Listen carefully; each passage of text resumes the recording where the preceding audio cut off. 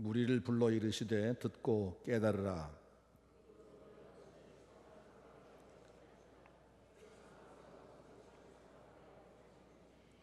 이에 제자들이 나와 이르되 바리새인들이 이 말씀을 듣고 걸림이 된 줄 아시나이까?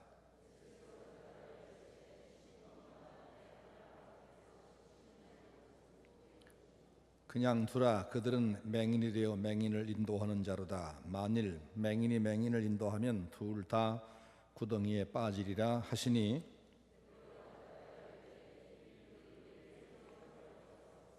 예수께서 이르시되 너희도 아직까지 깨달음이 없느냐?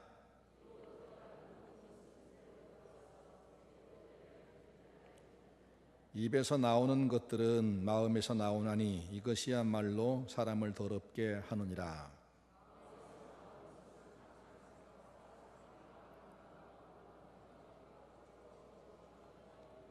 같이 읽습니다.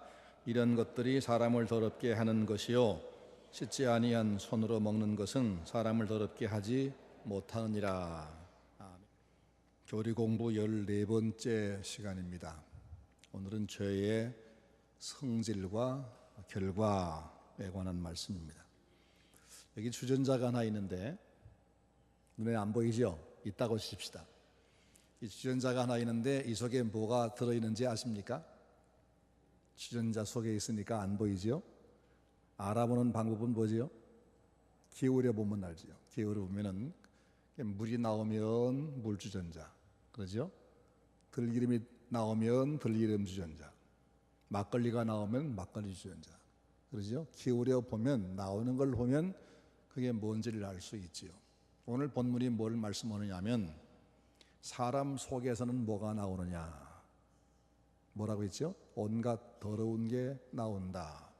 그러니까 인간은 뭐다? 죄인이다. 이렇게 말씀합니다. 손을 씻지 아니하고 음식을 먹는 게 유대인들에게는 금기 사항이지만 씻지 않은 손으로 음식을 먹었다고 해서 그것 때문에 사람이 더러워지는 것이 아니라 사실은 사람의 속에서 나오는 그 자체가 이미 더러운 것이다. 그렇게 말씀하고 있습니다. 인간이 죄인이 되었다는 겁니다.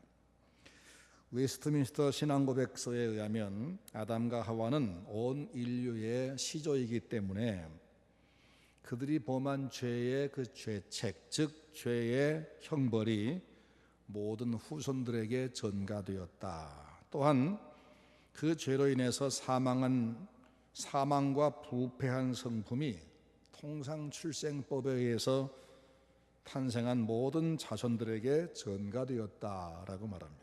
성경이 그렇게 말씀합니다. 웨스트민스터 신앙고백서는 성경을 정리해 놓은 겁니다.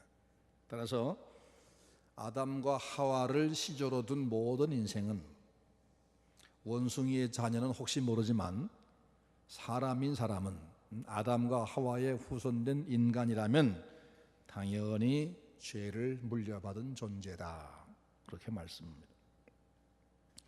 로마서 5장 12절 말씀 보면 이름으로 한 사람으로 말미암아 죄가 세상에 들어오고, 세상에 죄가 들어온 그 경로가 여러 군데가 아니라는 겁니다. 한 군데였다.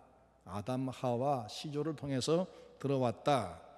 이와 같이 모든 사람이 죄를 지었으므로 사망이 모든 사람에게 이르렀느니라.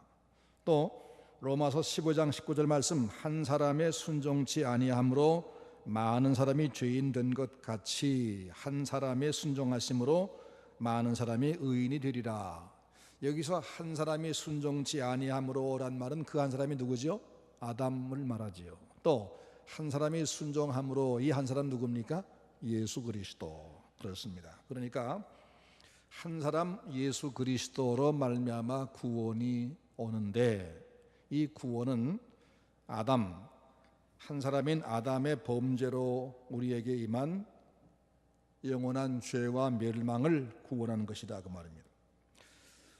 사람이 지은 죄는 두 가지 결과를 가져옵니다. 하나는 형벌적 요소인 죄책, 즉 형벌을 가져옵니다. 그리고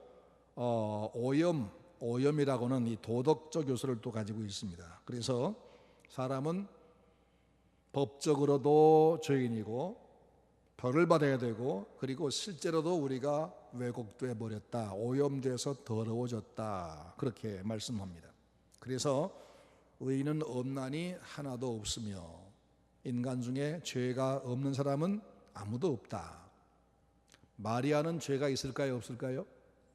마리아도 죄가 있지요. 사람이 없을 수가 없지요. 그런데 하나님이 그에게 요셉이라는 사람이 개입하기 전에 성령으로 잉태하게 하시고 죄의 요소를 또 성령이 막으심으로 무죄한 하나님의 아들 예수를 한 번 낳게 하신, 특별하게 하나님이 섭리해서 마리아가 예수를 낳은 거지, 마리아가 죄인이 아닌 것도 아니고, 마리아가 하나님도 아니고, 그러죠? 하나님도 아니고, 마리아가 영원한 동정녀도 아니고, 마리아는 예수님을 낳을 때는 동정녀였어요.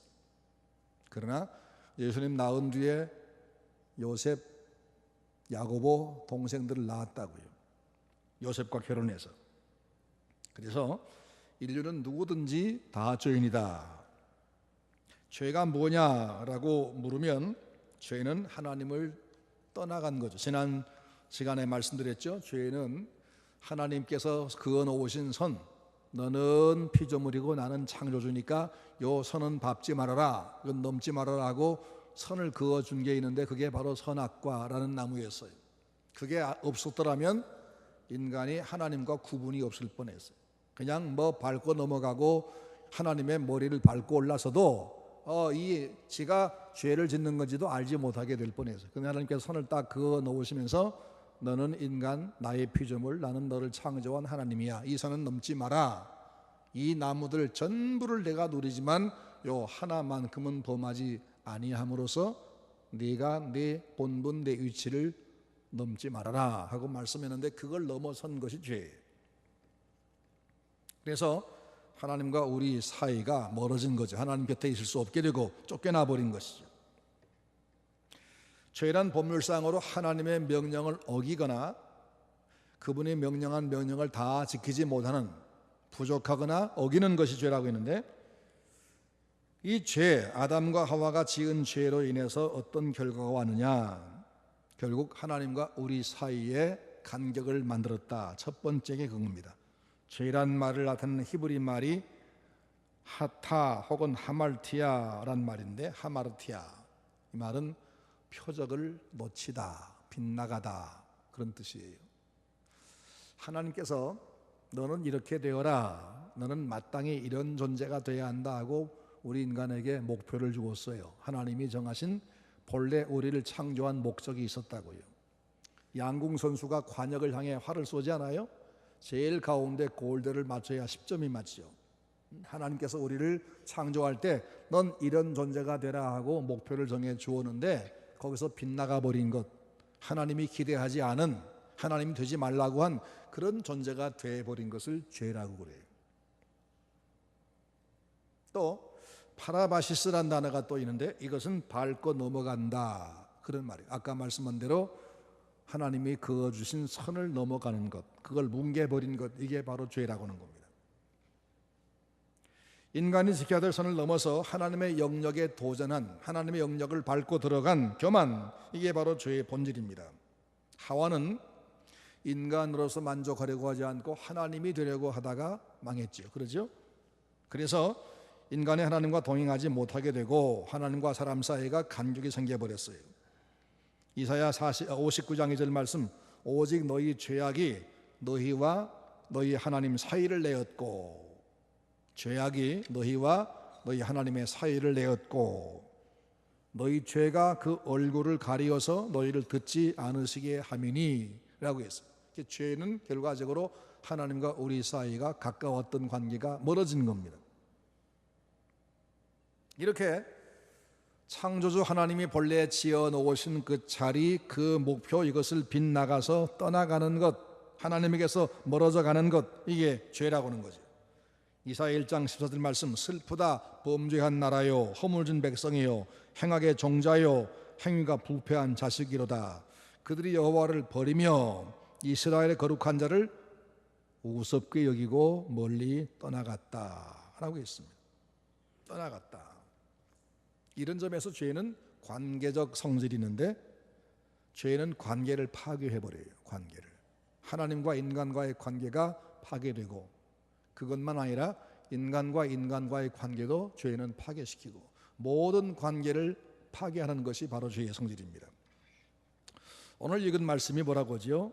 18절 말씀, 입에서 나오는 것들은 마음에서 나오나니 이것이야말로 사람을 더럽게 하느니라. 그리고 나서 그 내용을 말하기를, 마음에서 나오는 것은 악한 생각과 살인과 간음과 음란과 도둑질과 거짓 증언과 비방이니, 이런 것들 쭉 이렇게 인간의 속에서 나오는 죄악들을 열거하면서 이게 바로 하나님과 우리 사이를, 우리와 우리 사이를 파괴하는 것이다 라고 했습니다.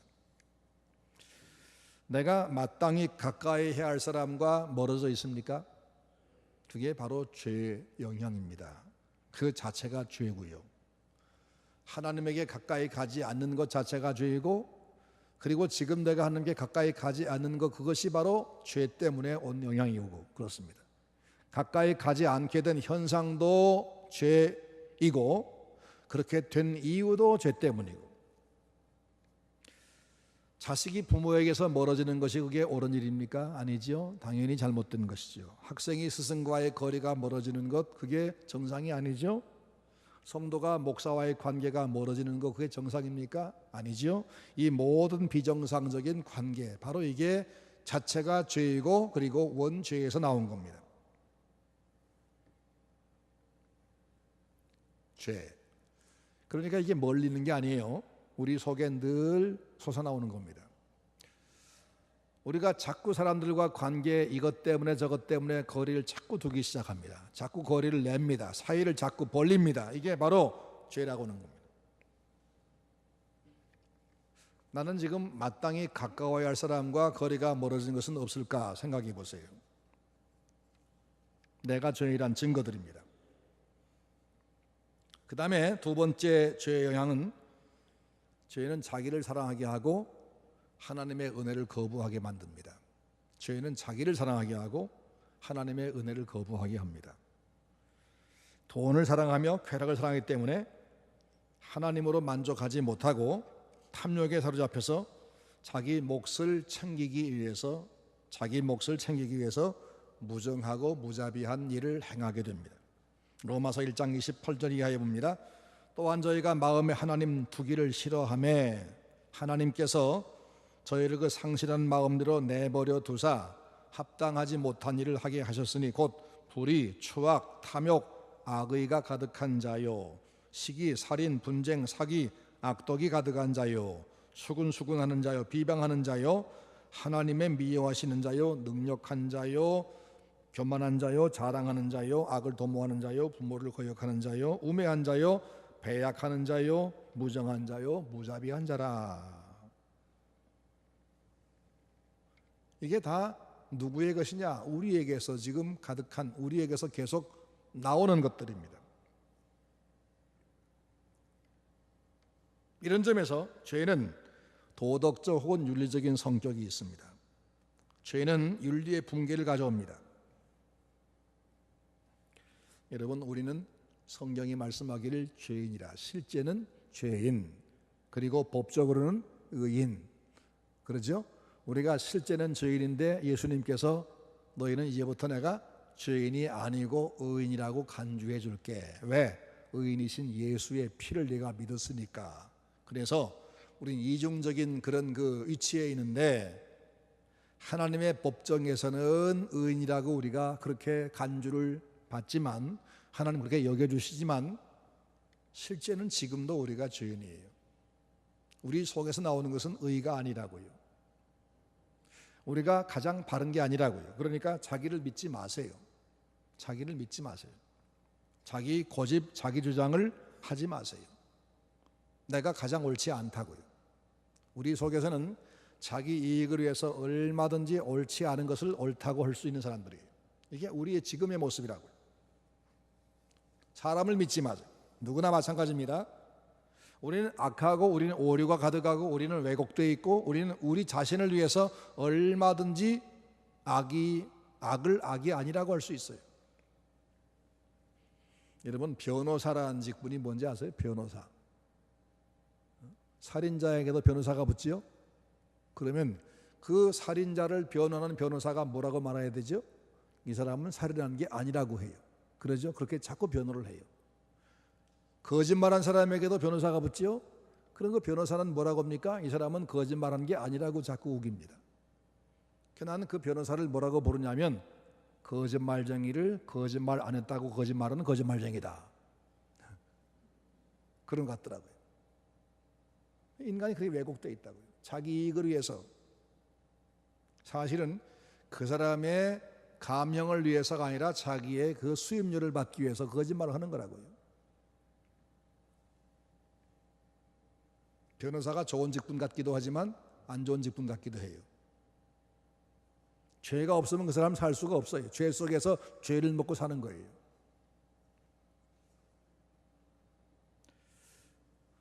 요즘에 시끄러운 얘기가 나오죠. 제주지검장이 뭐 어떠고 했다고.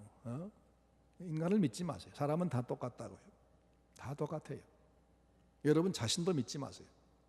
그래서 주장하지 마세요. 내가 하는 말이 내가 가장 옳고 의롭다고 주장하지만 하나님 보시기엔 그것도 틀렸다고요.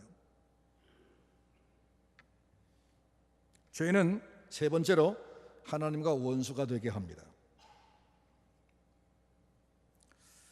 죄는 아담 하와가 했던 것을 우리가 봤지만 하나님의 말씀을 의심하기 시작하는 겁니다.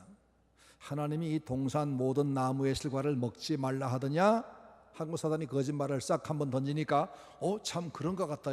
하나님이 욕심이 많아서 이 많은 나무를 나한테 먹지 말라고 하셨을까? 하나님은 과도하게 나를 통제하는 것 같아. 이렇게 하나님의 말씀을 의심하기 시작하는 겁니다. 그리고는 인간이 자기 생각으로 하나님의 말씀을 재해석합니다. 하나님의 말씀을 재해석합니다. 하나님의 권위를 무시해버립니다. 자기 생각을 주장합니다. 결국 뭐예요? 하나님보다 자기가 더 높은 자리를 차지하는 겁니다. 하나님 말씀을 자기 생각으로 판단해버리고 이게 더 옳은 것 같아. 하나님은 잘못하신 것 같아 하는 겁니다.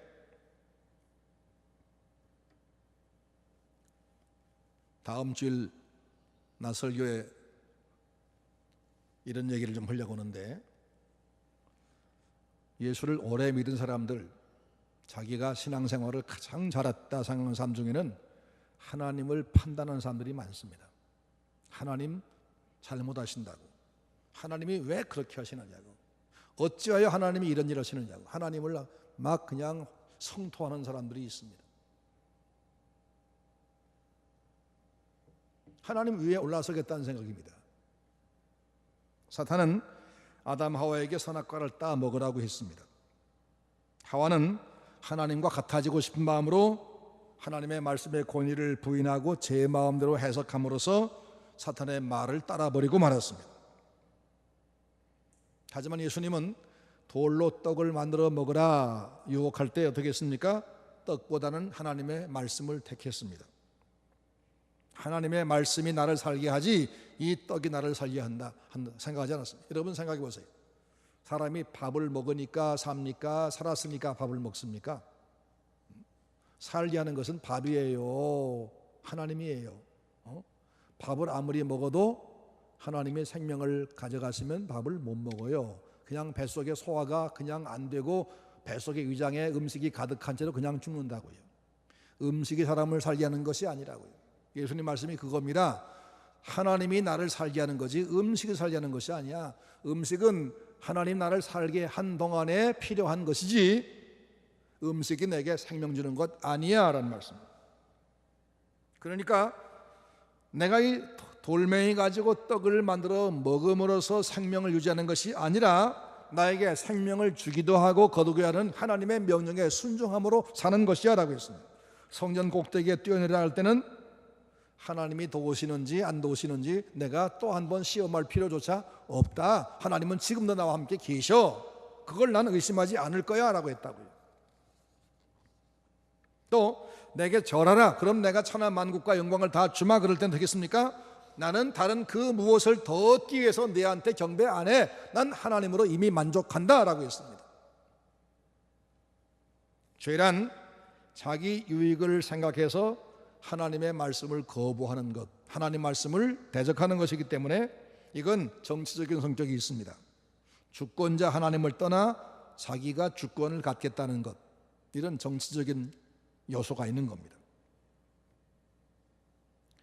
근데 이 죄는 하나님과의 관계에서만 문제를 야기하는 것이 아니라 이웃과의 관계, 자연과의 관계도 당연히 문제를 만듭니다. 그래서 사람이 하나님을 떠나 멀어지게 되면 다른 사람과의 관계도 당연히 멀어집니다. 사랑하는 관계가 미운 관계가 되고 타산하는 관계가 되고 싸우는 관계가 되는 겁니다. 그리고 자연과의 관계도 파괴적이 되는 겁니다. 아담과 하와가 어땠습니까? 자기 뼈와 자기 살 중에 살, 뼈 중에 뼈라 했던 그 아내를 하나님 나에게 주어 나와 함께 살게 한 저 여자가 나에게 선악과를 주어서 내가 먹었습니다라고 책임 전가의 대상을 삼았습니다. 아마 그 이후에 아담 하와 부부 간에는 싸움이 많았을 겁니다. 뭐 틀림없지요. 그러죠? 네. 우리가 누구 닮았겠어요? 그 사람 닮았지. 자연과의 관계도 마찬가지입니다. 죄가 들어오면 사람은 땅에서 난 채소와 과일로 만족하지 못하고 육류를 좋아하고 가공품 좋아합니다. 하나님이 처음에는 과일을 우리에게 주었지만 범죄한 이후에는 육류를 주셨어요. 또 자기만 생각하며 자기를 내세우다 보면 아집에 잡혀서 상대방을 무시하게 되고 적으로 삼게 되고, 그리고 이웃을 내가 도와야 된다 이런 도울 생각, 섬길 대상으로 생각하지 않고 타도의 대상, 배제할 대상, 끌어내릴 대상으로 삼게 됩니다. 이게 바로 하나님에게서 멀어진 인간의 모습, 죄의 결과인 겁니다. 죄에는 중요한 두 가지 요소가 있는데 형벌적 요소인 죄책이라는 게 있습니다. 죄책. 형벌을 두려워하는 마음. 죄를 짓고 나면 누구나 벌이 두려워집니다. 벌이 두려워집니다. 천둥번개 치거나 죽음의 문턱에 딱 다다르면 사람은 누구나 두려운 마음이 생깁니다. 그게 뭐냐? 지은 죄가 있기 때문에 그 죄의 형벌에 대한 두려움이에요. 이걸 죄책이라 그럽니다. 죄책. 모든 죄는 의로우신 하나님의 법에 대한 위반에서 온 겁니다. 하나님의 선하심에 대한 반대길을 간 결과입니다. 따라서 필연적으로 형벌이 따라옵니다. 죄의 싹은 사망이요 라고 했습니다. 그래서 필연적인 형벌인 죽음과 심판이 그에게 당연히 다가오는 겁니다. 그리고 그것 때문에 사람은 누구나 두려워하는데 죄의 싹은 사망이다라는 하나님의 말씀을 모르는 이방인도 모두가 다 죄를 두려워하는 겁니다. 나는 죄를 지었으니까 벌을 받을 거야. 이 생각은 세상의 모든 인류, 종교를 가졌건 갖지 않았건 성경을 알건 모르건 모든 죄인이 다 가지고 있어요. 누구나 죄를 짓게 되면 하나님의 진노와 율법의 저주 아래 놓이게 됩니다. 갈라디아 3장 10절 무릇 율법 행위에 속한 자들은 저주 아래 있나니 기록된 바 누구든지 율법책에 기록된 대로 항상 행하지 않는 사람은 저주 아래 있는 자라 하였습니다.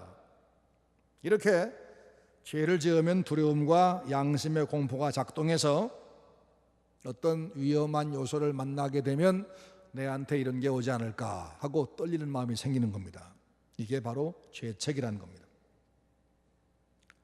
근데 어떤 사람들의 경우는 천둥이나 번개치고 혹은 죽음이 눈앞에 다가와도 전혀 두려워하지 않고 평안한 사람이 있습니다. 더러 있습니다.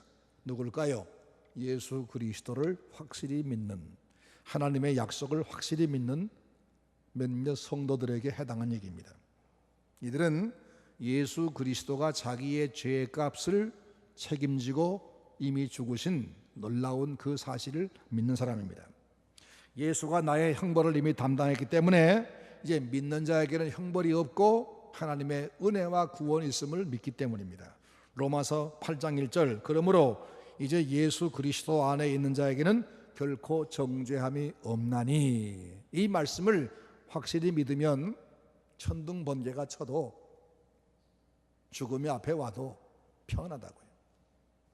저는 젊어서부터 장례를 많이 했습니다. 당연히 우리 시대 교육자들은 다 했죠. 그래서 영도 많이 하고 또 수없이 해봤습니다.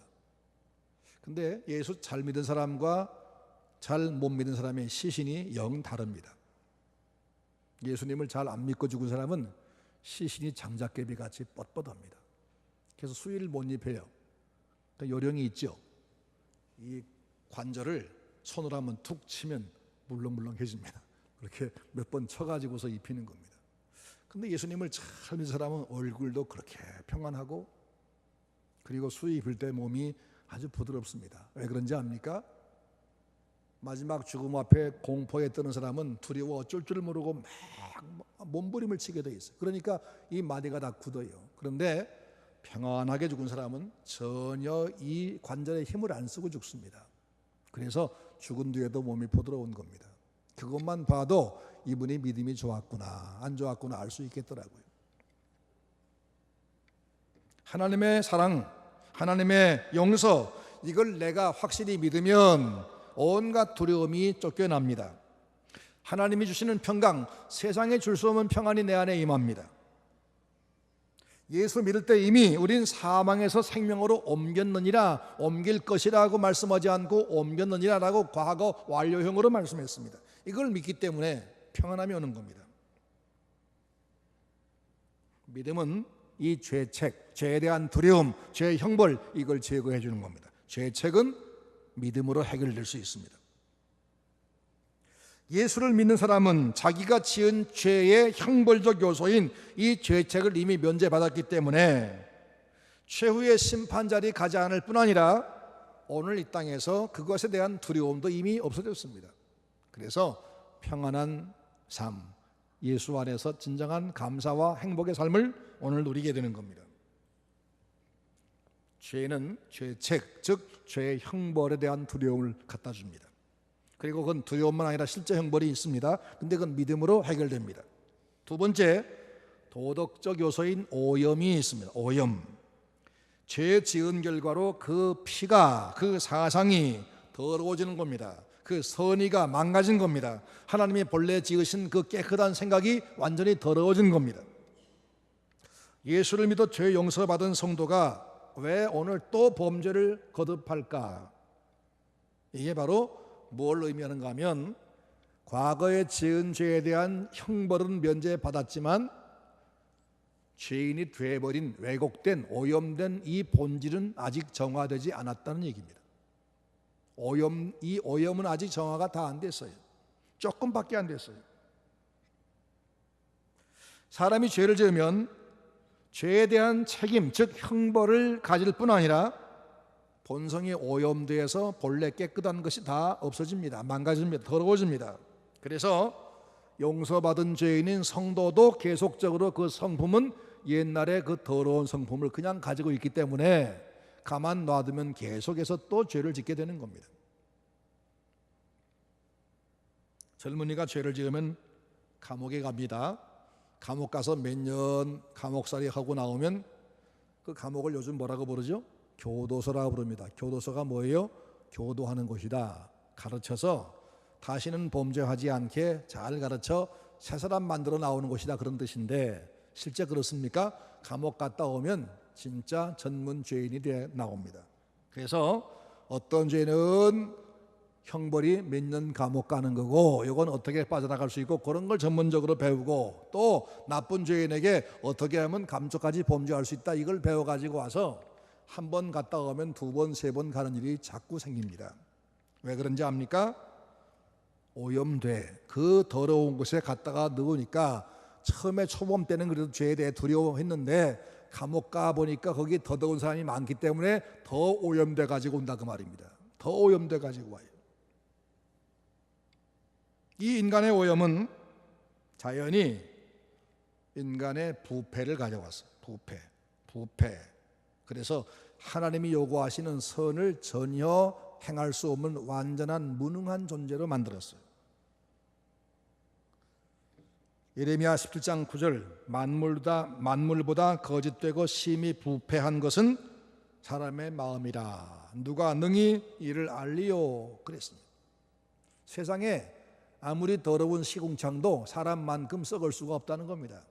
세상에 제일 더러운 게 사람의 마음이다. 또 요한복음 5장 42절 다만 하나님을 사랑하는 것이 너희 속에 없음을 알았노라. 우리 속에는 선이 없다는 겁니다. 또 로마서 8장 7절 육신의 생각은 하나님의 원수가 되나니 이는 하나님의 법에 굴복치 아니할 뿐 아니라 할 수도 없음이라. 육신에 있는 자들은 하나님을 기쁘시게 할 수 없느니라. 오염된 그 자세, 그 모습, 그 본질 가지고는 절대로 하나님의 법에 순종할 수 없고 하나님 기쁘시게 할 수 없다. 아예 불가능하다. 그 다음에 요한복음 15장 5절 나는 포도나무에 너희는 가지니 저가 내 안에 내가 저 안에 있으면 이 사람은 과실을 많이 맺나니. 그 다음 중요합니다. 나를 떠나서는 너희가 아무것도 할 수 없음이라. 나를 떠나서는 너희가 아무것도 할 수 없음이라. 그러니까 오염이 돼서 망가진 인간은 예수 그리스도가 아니고는 아예 아무것도 못하는, 선한 일이라고는 전혀 할 수 없는 그런 완전한 부패, 완전한 무능력한 가운데 빠져 있다는 겁니다. 아담과 하와의 부패한 성품을 혈통으로 물려받은 우리 인류는 마음과 생각이 이미 부패하고 오염되어 버렸기 때문에 그 속에서는 자연스럽게 온갖 죄만 흘러나올 뿐이지 이 속에서는 좋은 생각, 선한 일 이게 나올 수가 아예 없다는 겁니다. 이렇게 심각하게 망가진 것을 오염이라. 그리고 이 오염은 본래의 하나님이 지은 인성의 변형을 가져왔어요. 변형을. 예수를 믿어서 이미 죄사함을 받은 사람이라도 이 오염은 그대로 남아 있다고요. 오염은 아직 해결이 안 됐습니다. 그래서 성도도 계속 실수를 연발할 수밖에 없고, 그래서 우리는 자신을 믿을 수 없는 거예요. 믿을 수 없는 겁니다. 이미 구원받은 성도는 다시 범한 죄를 늘 회개하고 돌아보고 그리고 씻기 위해 노력하고 그리고 범죄하지 않기 위해서 자기를 더 주님께 바싹 묶어매는 이런 노력이 필요한 것이에요. 죄인이 예수를 믿으면 성령으로 거룩한 연합, 그리스도와의 연합이 이루어져서 새로운 피조물 되죠. 성경이 말씀했죠. 그리스도 예수 안에 있으면 새로운 피조물이라. 이게 신분상으로 더 이상 죄인이 아닙니다. 하나님의 자녀입니다. 지옥에 가지 않습니다. 형벌에서 이미 옮겼습니다. 죄가 더 이상 우리를 지옥으로 끌고 가지는 못합니다. 하지만 아직도 죄의 오염이 다 제거된 건 아니다. 그래서 부패한 본성, 연약한 육체 이걸 계속 가지고 살아야만 된다. 그래서 날마다 유혹을 받을 수밖에 없고 자주 넘어지게 돼 있다. 그래서 우리는 날마다 나 혼자 있어서 안 되고 늘 성령께 의지하고 도움을 청하고 늘 말씀을 붙들어야 되는 겁니다. 그리고 내가 가장 옳다고 생각하고 판단하는 그것도 하나님의 말씀에 다시 비춰보아서 과연 옳은가 판정을 받아야 되는 겁니다. 새 사람이 된 성도가 날마다 회개하고 날마다 새로워져야 되는 이유가 바로 여기 있습니다. 우리가 더 이상 죄의 종은 아니지만 그럼에도 불구하고 여전히 밖의 환경은 죄악투성이고 내 안에도 오염이 그냥 남아있기 때문에 안팎으로 계속적으로 죄의 유혹을 받고 죄의 협박을 받게 되어 있는 겁니다. 이것을 우리는 인정해야 됩니다. 나는 지금도 오염된 영혼을 가지고 있다. 오염된 몸과 생각을 가지고 있다. 내가 이 오염을 완전히 벗은 것은 아니다. 이 오염을 벗는 걸 뭐라고 하는지 압니까? 이것을 성화라고 합니다. 성화. 난 아직 성화되지 못했습니다. 성화의 과정을 지금 밟아가는 중에 있을 뿐입니다. 이것을 인정하면 누구도 자기를 주장하지 않습니다. 누구도 자기는 완전한 사람처럼 남을 비판하지 않습니다. 남을 비판하는 사람 되고 말면 그게 바로 자기의 오염, 자기의 오류를 인정하지 않는 것이 됩니다. 그리고 그것은 좀 더 나가면 하나님의 말씀까지도 인정하지 않게 됩니다. 하나님 말씀 틀렸다. 어찌하여 하나님 이렇게 합니까? 라고 하는 겁니다. 우리는 이 죄책 형벌이 제거됐기 때문에 죽음과 심판을 두려워할 필요는 없지만 오늘 또 오염된 나 자신을 인정을 하고 말씀과 성령을 따르기 위해서 날마다 노력을 하는, 그걸 바울은 뭐라 했냐면 나는 날마다 죽노라 그랬지요.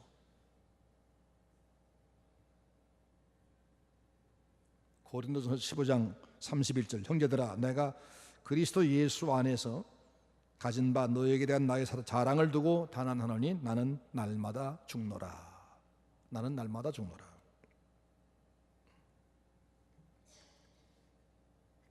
그러면 이젠 이 죄에 관한 교리를 우리가 왜 배워야 하느냐? 죄악에는 두 가지 요소가 있는데 형벌적 요소인 죄책, 그리고 도덕적 요소인 오염이 있는데, 형벌적 요소인 죄책은 예수의 십자가를 믿음으로 이미 제거됐으나 도덕적 요소, 실제적 요소인 오염은 지금 남아 있다. 따라서 이것을 우리가 제대로 알면 이미 내게는 이 죄책이 제거됐다는 믿음 때문에 어떤 두려움이나 절망이 아니라 구원의 확신을 가지게 됩니다. 구원의 확신. 마지막 죽음 앞에도 우리는 담대할 수가 있습니다. 그래서 우리는 내가 분명히 죄인이고 내게 죄의 형벌이 오게 돼 있었지만 예수를 믿음으로 이미 이것은 제거됐다. 근데 그 신천지인가요? 신천지 그 이단에서는 한 번 죄가 용서되면, 한 번 용서받으면 그 다음에는 같은 죄를 100번 지어도 다시는 그게 죄가 아니다라고 가르친답니다. 말도 안 되죠? 속이는 겁니다. 이런 거짓말이 어디 있어요? 그런데 젊은 사람들이 그 말을 믿고 사탄이 그걸 또 믿게 만들어주니까 그래서 거기에 빠져가는 겁니다. 거짓말입니다. 우리는 두렵고 떨림으로 항상 자기를 단속해야 되는 겁니다. 그 다음에 아직도 죄악의 한 부분인 오염이 우리 안에 여전히 남아있다. 이것을 우리가 인정하면 날마다 자기를 부인하고 자기를 죽이는 노력을 하게 되는 겁니다. 이걸 모르면 기고만장해서 나는 용서받았으니까 괜찮아 라고 담대하게 죄를 짓게 되는 거죠. 갈라디아서 5장 24절, 그리스도 예수의 사람들은 육체와 함께 그 정과 욕심을 십자가에 못 박았느니라, 그렇게 말씀했어요. 이 죄책과 오염이란 것을 제거하는 과정을 둘로 다시 설명하면, 죄책을 제거하는 것은 칭의라는 겁니다. 칭의. 너는 더 이상 죄인이 아니야. 너는 용서받은 사람이야. 넌 의인이야. 이 의인이라고 불러주는 그것을 칭의라고 부릅니다. 그러니까 죄의 책임, 즉 형벌을 제거하는 것은 칭의입니다. 우린 칭의를 받은 사람들이죠. 네가 나를 믿었으므로 내 죄는 이미 용서가 됐다라고 죄책을 하나님이 제거해 주었으므로 이 죄책은 이미 우리에게 제거됐습니다. 우린 칭의, 의롭다 함을 받은 사람입니다. 하지만 그럼 오염을 어떻게 제거해 가느냐? 그것은 성화라는 것을 통해서 제거해 갑니다. 제가 언젠가 말씀했죠. 제 고향이 충청남도 서천군 한산면입니다. 한산은 못이, 쇠못이가 유명한 곳입니다. 쇠못이는 모시풀 껍질로 만드는 겁니다. 전주의 한지는 당나무 껍질로 만드는 거고, 한산 쇠못이는 모시풀의 껍질입니다. 그 껍질을 벗겨서 속에 그 줄곡지는 다 빼내고 그 다음에 겉껍질은 벗겨내면 속에 섬유질이 남습니다. 근데 그게 파래요. 풀은 풀 속줄기니까 그것을 잔잔한 냇가에다가 지푸라기를 쭉 깔고 그 위에다가 이렇게 널어놓습니다. 그러면 아래에서 물이 올라오고 위에서 햇빛이 쬐이면 시간이 오래 가면 그게 하얗게 파래입니다. 파래진 그걸 가지고 어머니들이 이빨로 이렇게 쪼갭니다. 그걸 쨘다 그럽니다. 모시를 쨘다. 가늘게, 아주 가늘게 찢은 다음에 그것을 서로 이어놓습니다. 그걸 삶는다 그럽니다. 모시를 잇습니다.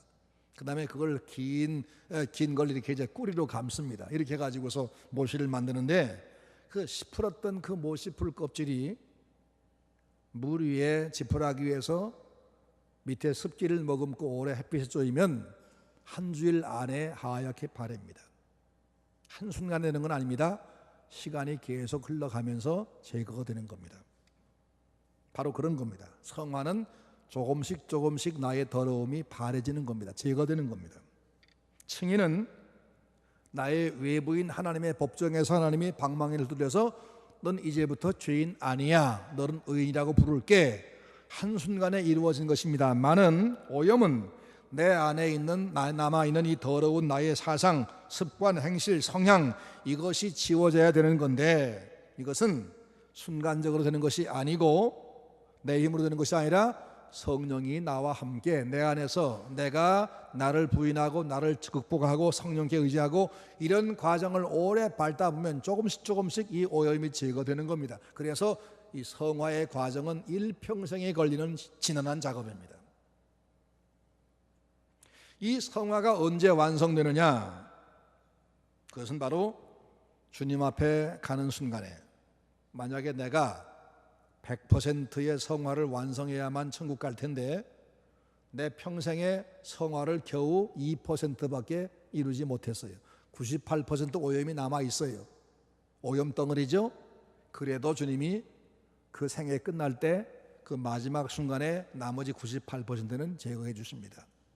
그래서 우리가 하나님 앞에 가는 겁니다. 성도 십자가의 오른편 강도가 성화의 과정을 거칠 시간이 있었습니까? 없었습니다. 그 사람은 100% 그냥 오염된 상태였는데 마지막 죽음의 순간에 칭의와 함께 하나님이 성화도 마무리해 주었습니다.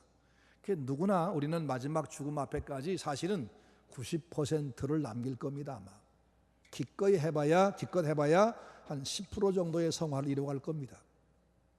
그러나 기껏 해봐야 10% 하고 90%가 남지만 그 남은 90%를 하나님이 마지막에 한꺼번에 정리해 주기 때문에 우리는 가는 것입니다. 그러기에 우리는 평생 동안 이 성화의 과정을 밟아가야 하는 겁니다. 죄의 근본은 욕심과 교만입니다. 욕심과 교만. 그것은 이 욕심과 교만은 하나님께 도전하는 것입니다. 교만은 분노란 모습으로 드러납니다. 원망과 불평도 교만의 한 모습입니다. 광야 이스라엘 백성을 보십시오. 모세보다 나은 사람은 아무도 없었습니다. 그들은 전부 무학자이고 노예 출신인데 모세는 왕국에 40년 동안 공부를 했지요. 어느 모로 보나 모세와 이스라엘 백성은 비교가 안 됩니다. 그런데 그들은 항상 모세에게 도전하면서 모세가 잘못됐다고 그를 끌어내리려고 했습니다. 인간의 모습이 그래요. 결국 그들의 그 어리석은 교만이 자기를 망하게 했죠. 그래서 하나님은 그들을 땅이 벌어지게 해서 다 그냥 삼켜버리게 만들었습니다. 죄가 그들을 하나님 앞에 죄가 하나님을 가로막지 못했지만 자기의 장래를 가로막았어요. 그러게 우리 속에서 이 교만, 분노 이런 것들이 튀어나와 가지고 하나님께 하는 길을 막지 못하도록, 교만이 내 안에서 발동하지 못하도록 항상 하나님 앞에 겸손하게 말씀에 굴복하는 그런 사람 되도록 자기를 늘 다스려 가야 하는 겁니다. 나는 용서받은 죄인이다. 물려받은 형벌은 용서받았지만 물려받은 오염은 아직도 내게 무한히 남아있다. 나는 여전히 죄에 끌리는 본성을 가진 채로 살고 있다. 나는 교만과 욕심 덩어리 자체다.